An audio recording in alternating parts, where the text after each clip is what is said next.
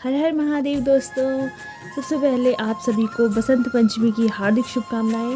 और इस पावन अवसर पर माँ सरस्वती से यही प्रार्थना है कि हमारे जीवन में ज्ञान, शांति और सद्बुद्धि हमेशा बनी रहे।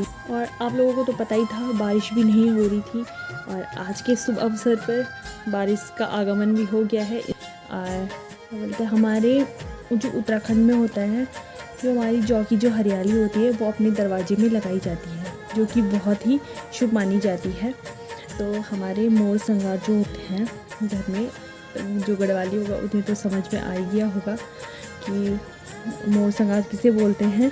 तो हम वहाँ पे जौ की जो हरियाली होती है वो हम लगाते हैं, शुभ माना जाता है। और बसंत ऋतु आ गई है तो फ्योली के फूल भी खिलने वाले हैं। और अगर आपको मेरी वीडियोस पसंद आती होंगी तो please like, comment, share and subscribe ज़रूर कर देना।